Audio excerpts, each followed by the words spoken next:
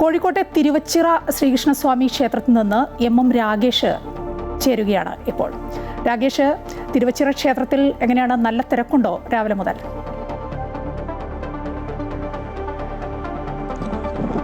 മായ പറഞ്ഞതുപോലെ തന്നെ പുലർച്ചെ മുതൽ തന്നെ നല്ല തിരക്കുണ്ടായിരുന്നു. ഒരുപാട് ഭക്തജനങ്ങളാണ് തിരുവച്ചിറ ക്ഷേത്രത്തിൽ ഇതേപോലെ തന്നെ എത്തിയിട്ടുള്ളത്.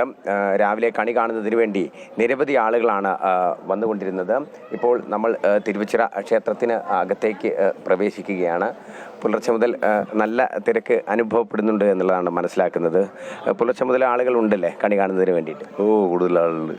ഈ തിരുവച്ചിറ ക്ഷേത്രത്തിൻ്റെ ഒരു പ്രാധാന്യം എന്തൊക്കെയാണ്? പ്രാധാന്യം ഇവിടെ 2-3 ഉത്സവങ്ങളാണ് പ്രധാനമായിട്ട് ഉണ്ടാകുക.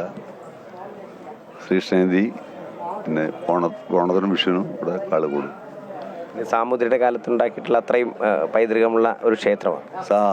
കൊല്ലത്തെ പഴക്കങ്ങളാണ്. പിന്നെ ക്ഷേത്ര സമിതി വീടിൻ്റെ അടുത്താണ് നന്നാക്കി ശരിയാക്കി കൊണ്ടുവന്നത്.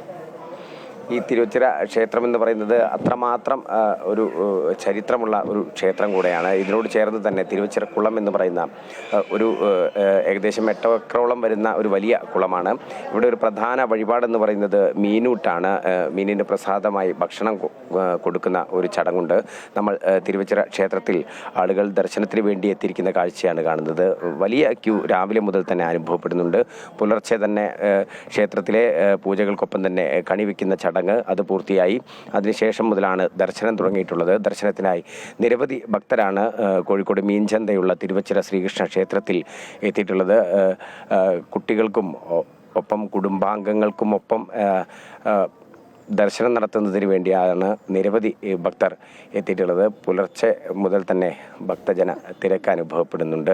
ശരി, ഇപ്പോഴാണ് രാവിലെ മുതൽ തന്നെ എത്തിയോ? എല്ലാ തവണ ഇവിടെയാണോ വരാറുള്ളത്? അല്ല, അങ്ങനെയല്ല. കണി കാണാൻ ഒപ്പം കൃഷ്ണനെ കാണാൻ. ഓക്കെ.